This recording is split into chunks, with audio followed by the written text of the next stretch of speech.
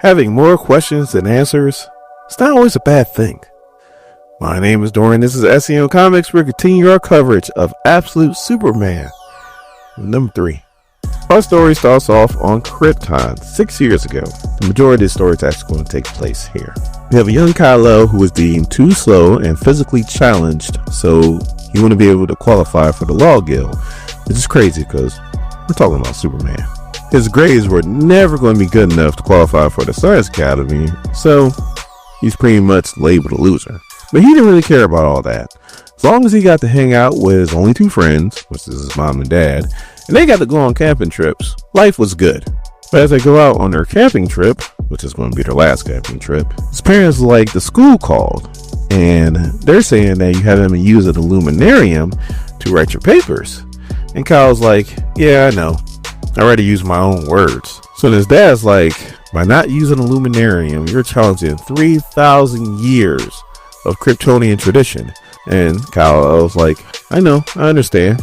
So then both his parents pretty much go, keep it up. We're proud of you. Because they both know firsthand how bad the upper class is.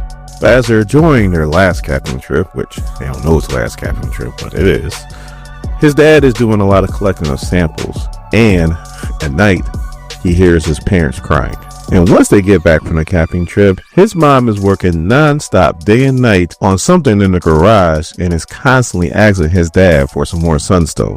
And then Kal hears Krypto barking outside, so he goes out to investigate and he sees it looks like a rabbit. We were just going to say it's a rabbit. And he was like, Krypto, did you do that? But then he looks around and there's a bunch of dead rabbits and they're leaking radiation, which I'm pretty sure this is kryptonite. And as he rides around on his bike, he sees that the kryptonite radiation is leaking everywhere. It's killing the crops, it's killing the cattle, it's killing the fish in the lakes and the seas. It's killing everything. People that are affected by it the most and first are the labor force, or what he says, the people that have their hands in the ground. And the Science Academy is acting like everything's okay, like everything's hunky-dory. Class is still going on, work is still going on. Kal-El's actually on a class trip to the Science Academy. As they're riding the train, they see another train that got derailed because of the kryptonite radiation. So they get to the Science Academy and they're like, so who wants to be a part of the Science Academy one day? And all the kids raise their hands except for Kal-El, because he's like, you can kiss my soon-to-be Superman ass on that one.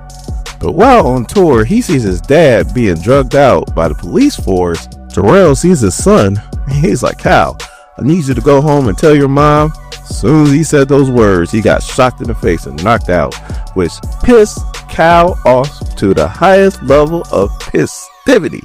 He says he ain't never raised his voice if he was ready to do something.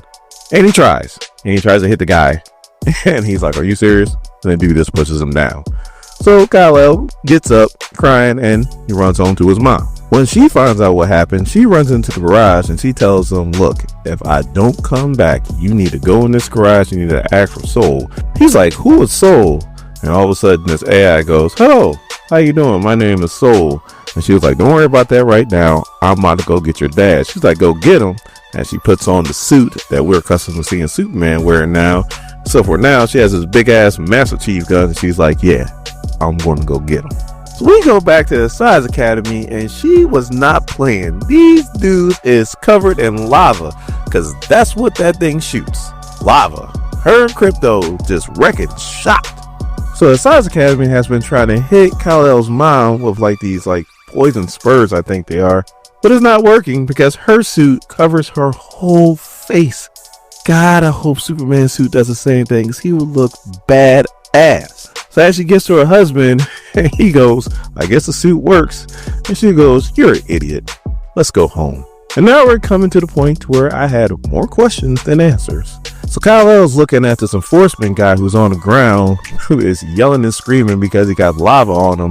And Kyle's like, hey, if you don't want my mom to come back here and shoot you in the face again, you're going to give me your login. And once he logs in, he finds out that the upper class, or the Science Academy, has known about what's going on with Krypton the whole time, and they've been making preparations too, just like Superman's mom and dad. The thing is, though, that they only have enough ships just for the upper class. So they pretty much get the hell out of there, and they ride back home, And then they want to talk to Kal-El. Kal-El's like, look, I know you're just trying to send me off and you want me to wear your old suit that you wore when you was a kid, Mom, and so on and so forth. And she's like, honey, we love you, but you're not going by yourself. And we see this big ass ship that's big enough for the family and friends. And Jor-El sees this news feed that the Science Academy knew about the end of Krypton the whole time, and they're making preparations for just the upper class. And then he looks at his son and he knows what he did. And now we go to present time in central Kansas, Smallville Senior Living Center, where we have a older lady who is calling out to her angel, her sweet angel boy. And we see a picture of Superman and the Kents. Like, what in the hell's going on with them? So he did meet the Kents. Like, I am so confused. And then the Science Academy probably made it off world. They're out there somewhere, so they could be a whole bunch of Superman out there. And we also see that Kal didn't leave by himself. He left with his family and friends. Where are they at? Like I said, more questions than answers.